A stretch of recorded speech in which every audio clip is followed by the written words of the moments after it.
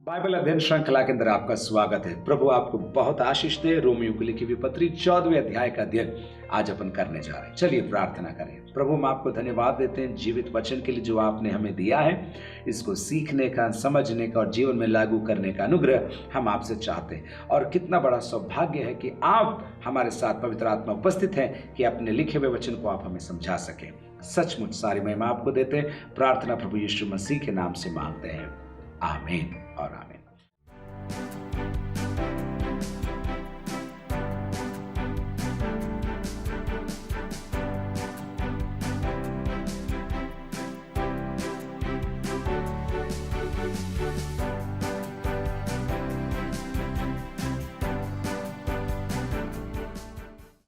Romeo 14वें अध्याय के अंदर हम प्रवेश करने से पहले एक दो शब्द में बोल दूं जिनका उल्लेख पौलुस बार बार इस अध्याय के अंदर करेगा। निर्बल विश्वासी। कौन है निर्बल विश्वासी? शारीरिक रूप से निर्बल नहीं, विश्वास में कमजोर।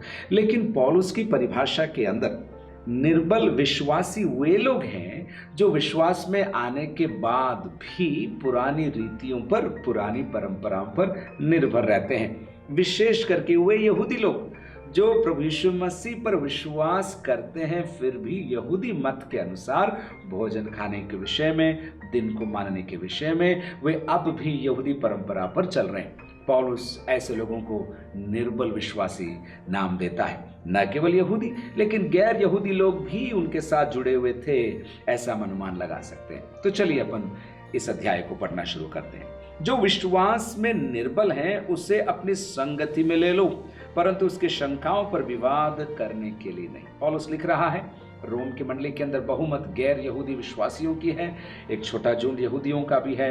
पौलुस दोनों ग्रुप्स को एड्रेस करते हुए, उन्हें लिखते हुए कहता है जो विश्वास में निर्बल हैं उसे अपनी संगति में ले लो। दूर मत करो, संगति में ले लो, अपनी बिरादरी में ले लो, परंतु उसकी शंकाओं पर विवाद करने के लिए नहीं।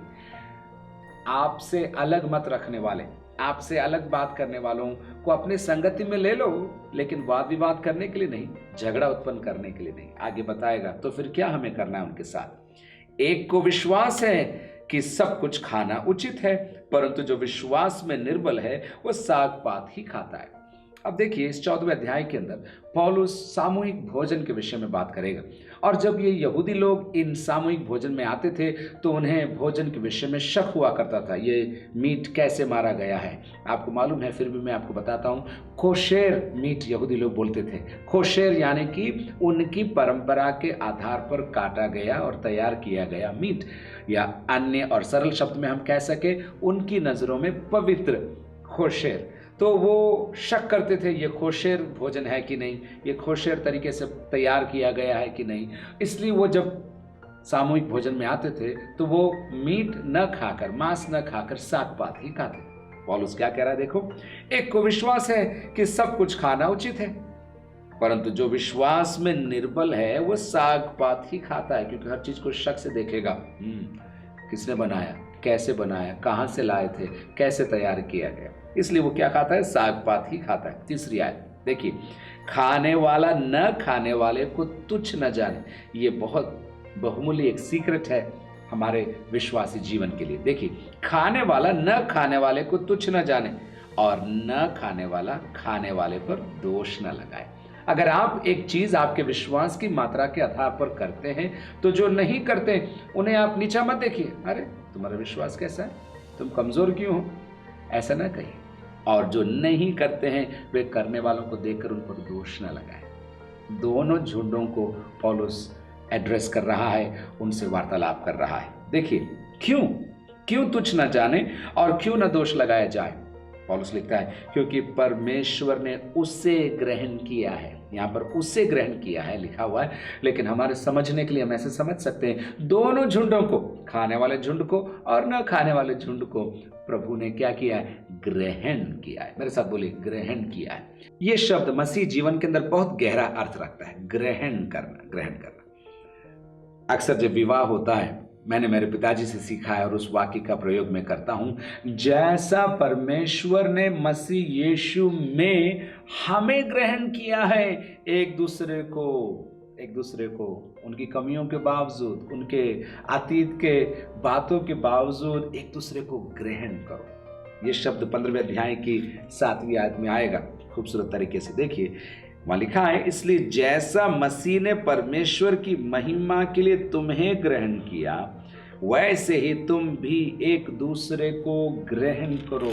रंग भेद, भाषा भेद, वर्ण भेद, जाति भेद, देश भेद, ये सारे भेदों को परमेश्वर के पुत्र प्रभु यीशु मसीह ने कलवरी के महान बलिदान के द्वारा उन भेदों को मिटा दिया है। दीवारें ढा दी गई है और अब सब एक जन समूह, एक समूह कर दिया गया है, एक समूह कर दिया गया। इसलिए हमें क्या करना है? एक दूसरे को ग्रहण करना है।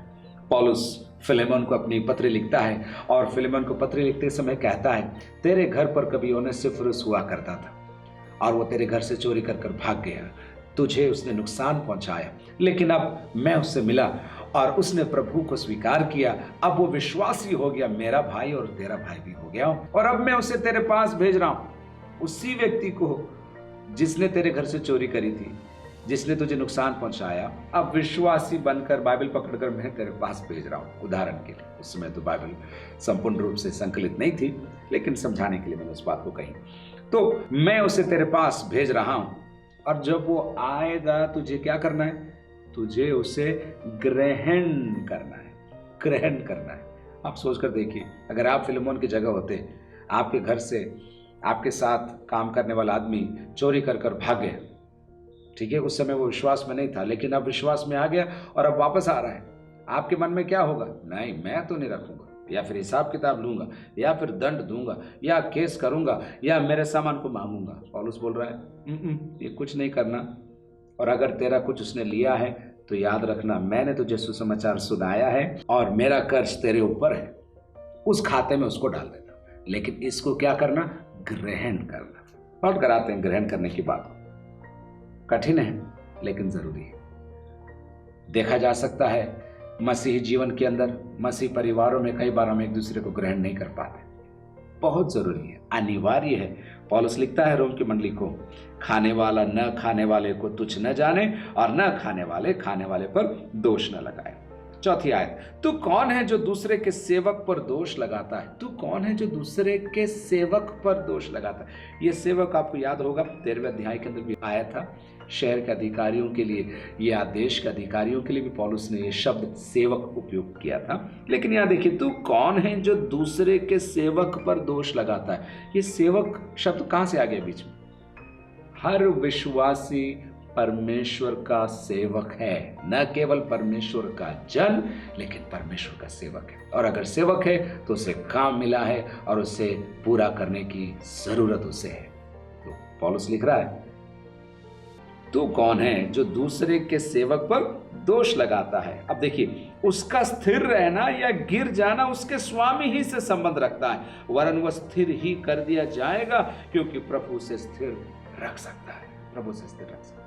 अगर इस मुद्दे को अपन समझ लें और इस पॉइंट को अपन समझ लें तो कई वाद विवाद खत्म हो जाएंगे।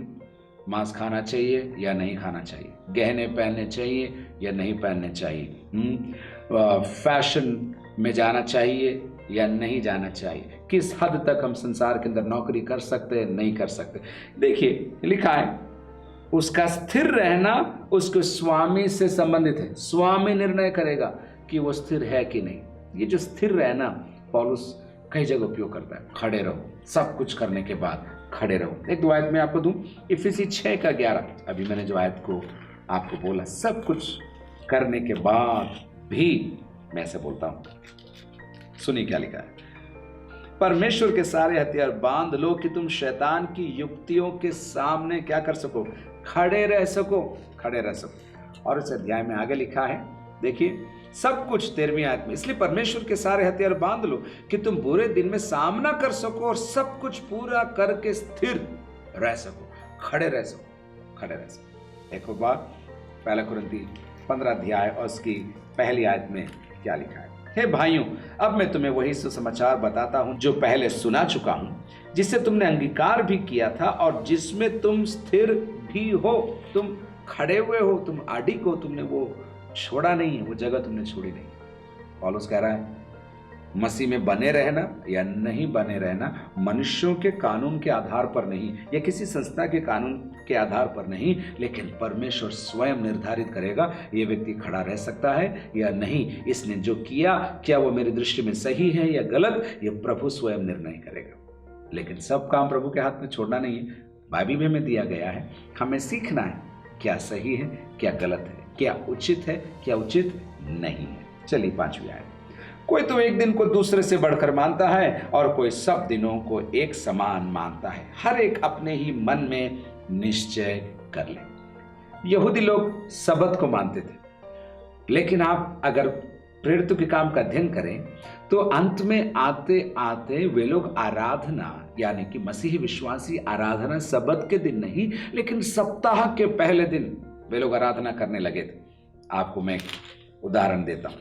प्रेरितों के काम 20 अध्याय के अंदर में हूं और 7वीं आयत में लिखा है, सप्ताह के पहले दिन जब हम रोटी तोड़ने के लिए इकट्ठे हुए।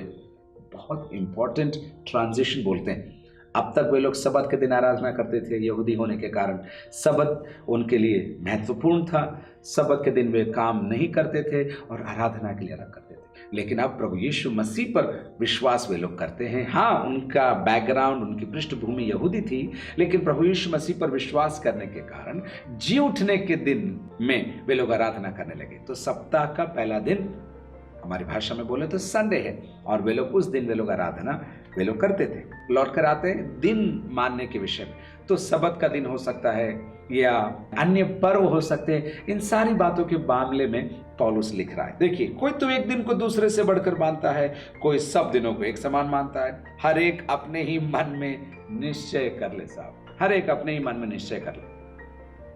जो किसी दिन को मानता है वो प्रभु के लिए मानता है, जो खाता है वो प्रभु के लिए खाता है क्योंकि वो परमेश्वर का धन्यवाद करता है, और जो नहीं खाता वो प्रभु के लिए नहीं खाता और परमेश्वर का धन्यवाद करता है। तो खाते हो तो भी प्रभु का धन्यवाद, नहीं खाते हो तो भी प्रभु का धन्यवाद करते रहो और दोष मत लगाओ और नीचा मत देखो।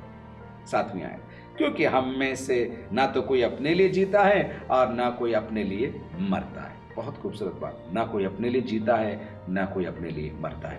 याद रखिए, जब आप ये सुन रहे हैं ऐसा मत सोचिए चलो अब मैं कुछ भी कर सकता हूं, मेरी मर्जी से कर रहा हूं। नहीं, गाइडलाइंस बाइबल के अंदर हैं, क्या खा सकते हैं क्या नहीं खा सकते हैं, किन के साथ उठना है और किन के साथ बैठना है, क्या गलत है क्या सही, ये सारी बातें इसके अंदर हैं। फिर भी इसके अंदर भी आपको फ्रीडम प्रभु ने दिया है, लेकिन इसका गलत उपयोग नहीं होना चाहिए। वो आगे आएगा, चलिए देखते हैं। तो बात हो रही थी, हम में से न तो कोई अपने लिए जीता है और न कोई अपने लिए मरता है। 2 कुरिन्थी 5:15 देखिए, इस प्रकार लिखा है, और वह इस निमित्त सबके लिए मरा कि जो जीवित हैं वे आगे को अपने लिए न जिए परंतु उसके लिए जो उनके लिए मरा और फिर जी उठा। उद्धार पाने के बाद अब आप अपने आप के लिए नहीं, उसके लिए आप जीना शुरू करें जिसने अपने जान की कुर्बानी आपके लिए दी। एक और आयत मैं आपको दूं, 1 कुरिन्थी 6:20 देखिए, क्योंकि दाम देकर मोल लिए गए हो इसलिए अपने देह के द्वारा परमेश्वर की महिमा करो। देह के द्वारा परमेश्वर की महिमा करो। तो आप जिए तो प्रभु के लिए, आप ऑफिस जाएं, आप टीचर हैं, आप डॉक्टर हैं, आप नर्स हैं, आप घर पर हैं, आप बच्चों को पढ़ाती हैं, आप कैसे भी हो, कहीं भी हो, कुछ भी करते हो, आप जी रहे हैं, आप प्रभु के लिए जी रहे हैं। अपने आप को याद दिलाइए। 8, यदि हम जीवित हैं तो प्रभु के लिए जीवित हैं, ये मैं कह रहा था अभी, और यदि मरते हैं तो प्रभु के लिए मरते हैं। अतः हम जिए या मरे हम प्रभु ही के हैं, हम प्रभु ही के हैं, हम अपने नहीं। और ऐसे कैसे आप सिखा रहे, तो फिर जीने का क्या मतलब है? एक बार मैंने एक व्यक्ति से बात करी, उसने मेरे को ज्ञान दिया, कुछ अपने लिए भी तो करो, कुछ अपने लिए भी तो करो, कब तक दूसरों के लिए करते रहो। वो सुन के मुझे बहुत ज्ञान आ गया, और ऐसा ज्ञान आ गया कि मैंने ठान लिया अपने लिए कुछ नहीं करना है, प्रभु के लिए करना है, क्योंकि प्रभु ठीक समय पर अपनों के लिए प्रबंध करेगा। यीशु के नाम से आशीष आपको देते हैं, सच्चाई आपके अंदर घर कर जाए।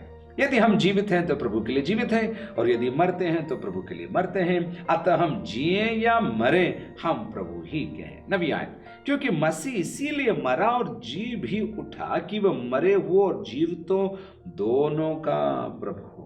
मरे हुए और जीवितों दोनों का प्रभु हो जाए, इसलिए प्रभु यीशु मसीह मरे हुओं में से जी उठा। 10वीं आयत, तू अपने भाई पर दोष क्यों लगाता है, या तू फिर क्यों अपने भाई को तुच्छ जानता है। दोनों टीम्स के बारे में पौलुस बोल रहा है। जो खाते हैं वो तुच्छ जानते हैं, जो नहीं खाते हैं वो दोष लगाते हैं। पौलुस कह रहा है तू अपने भाई पर क्यों दोष लगाता है, या तू फिर क्यों अपने भाई को तुच्छ जानता है। हम सब के सब परमेश्वर के न्याय सिंहासन के सामने खड़े होंगे। हम सब के सब परमेश्वर के न्याय सिंहासन के सामने खड़े होंगे। प्रेरितों के काम 18वें अध्याय के अंदर पौलुस बताता है और अपने आप को वो एक न्याय सिंहासन के सामने पाता है। 18 के 12 में देखिए, प्रेरितों के काम 18 के 12। जब गल्लियो अखाया देश का हाकिम था तो यहूदी लोग एक आकर के पौलुस पर चढ़ाए और उसे न्याय आसन के सामने लाकर कहने लगे। कुरिन्थुस नगर की घटना है ये। और गल्लियो अखाया देश का हाकिम था। पौलुस को लोग पकड़कर न्याय सिंहासन के सामने, न्याय आसन के सामने उसे खड़ा कर, पौलुस ये याद कर रहा होगा लिखते लिखते, कुरिन्थ में ही है ना, तो लिखते लिखते याद करते हुए कहता है सबको परमेश्वर के, गलियों के नहीं, कलेक्टर के नहीं, एसपी साहब के नहीं, परमेश्वर के न्याय सिंहासन के सामने सबको खड़ा होगा। 2 कुरिन्थी 5:10 एक और आयत में आपको देता हूं। 2 कुरिन्थियों 5वां अध्याय उसकी 10वीं आयत देखिए, क्योंकि अवश्य है, ये मार्क करिए आपकी बाइबल में, बिल्कुल, क्योंकि अवश्य है कि हम सबका हाल मसीह के न्याय आसन के सामने खुल जाए, कि हर एक व्यक्ति अपने अपने भले बुरे कामों का बदला जो उसने देह के द्वारा किए हों पाए। भले और बुरे कामों का बदला जो उसने देह के द्वारा किए हों पाए। तो हमें न्याय आसन के सामने एक दिन हमें लेखा देना पड़ेगा। 11वीं आयत, क्योंकि लिखा है, प्रभु कहता है मेरे जीवन की सौगंध कि हर एक घुटना मेरे सामने टिकेगा और हर एक जीभ परमेश्वर को अंगीकार करेगी। यशायाह 45 के 23 में से पौलुस उद्धरण हमें दे रहा है। क्योंकि लिखा है, प्रभु कहता है मेरे जीवन की सौगंध, हर एक घुटना मेरे सामने टिकेगा और हर एक जीभ परमेश्वर को अंगीकार करेगी। इसी का दूसरा रूप वो फिलिपियों को लिखते समय 2 अध्याय के अंदर भी वहां पर इसे अंकित करेगा। 12वीं आयत देखिए, इसलिए हम में से हर एक परमेश्वर को अपना अपना लेखा देगा। हर एक अपना अपना लेखा देगा। कुछ लोग व्यस्त रहते हैं अन्यों की गलती निकालने में। मैं तो कहता हूं उनके पास PhD है दूसरों की गलती निकालने। लेकिन मुझे दुख इस बात का है, आप इतने व्यस्त रहते हैं दूसरों की गलती निकालने में कि आपकी गलतियों को आप पहचान नहीं पाते। प्रभु यीशु मसीह ने कितना अच्छा कहा था ना, तो दूसरे की आंख से तिनका निकालने में इतनी मेहनत करता है, लेकिन तेरे आंख में लट्ठा है, तुझे दिखाई नहीं दे रहा कि तेरे आंख में लट्ठा है। बहुत खूबसूरत बात प्रभु यीशु मसीह ने हमसे कही। तो हमने 1 से 12 तक देखा निर्बल विश्वासी और बलवंत विश्वासी। हमने देखा जो खाते हैं, जो दिन को नहीं मानते, वे दूसरों पर उनको नीचा नहीं समझ सकते, और जो नहीं खाते हैं और दिनों को मानते हैं वे दूसरों पर दोष नहीं लगा सकते। आगे हम 13 आयत से आगे और भी बातों को देखेंगे, लेकिन वो अगले सत्र में होगा। प्रभु आपको बहुत बहुत आशीष दे। God bless you.